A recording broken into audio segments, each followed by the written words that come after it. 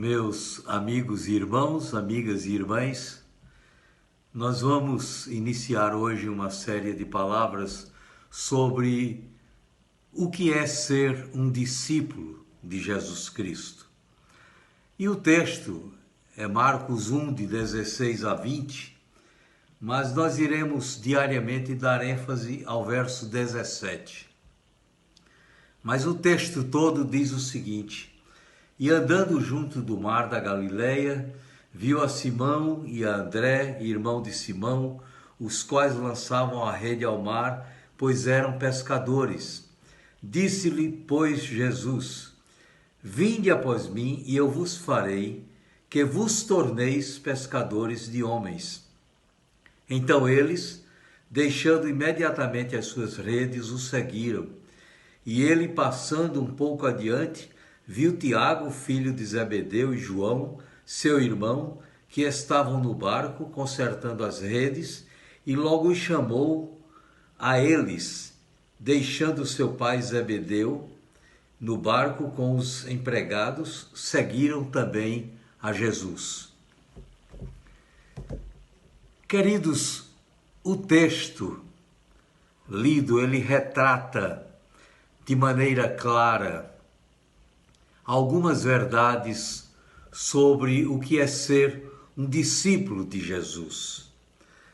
E nós devemos conhecer e descobrir essas verdades. Vejam bem, o aprendizado capaz de mudar a minha vida e a tua vida é aquele que advém de experiências cotidianas, diárias, dioturnas. O que é discípulo? A palavra discípulo em hebraico é limud e no grego é matetes e significa pupilo ou aprendiz de um mestre. A relação entre o mestre e o aprendiz ou discípulo era exatamente a característica comum do mundo antigo, onde os filósofos gregos ou os rabinos judeus reuniam em torno de si grupos de aprendizes, grupos de discípulos. E no Novo Testamento a palavra discípulo tem a mesma conotação e significava em geral aqueles que aceitavam os ensinamentos do outro. Em Mateus, no capítulo 9, no versículo 14, a palavra de Deus fala com muita tranquilidade e diz o seguinte: Então vieram ter com ele os discípulos de João, perguntando: Por que é que nós e os fariseus jejuamos, mas os teus discípulos não jejuam?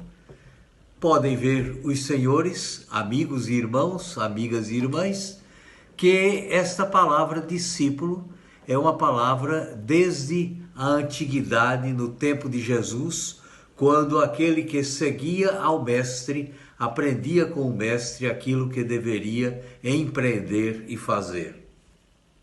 Em Marcos, no capítulo 2, no versículo 18, há um outro texto que diz assim: Ora, os discípulos de João e os fariseus estavam jejuando e foram perguntar-lhe: Por que jejuam os discípulos de João e dos fariseus, mas os teus discípulos não jejuam?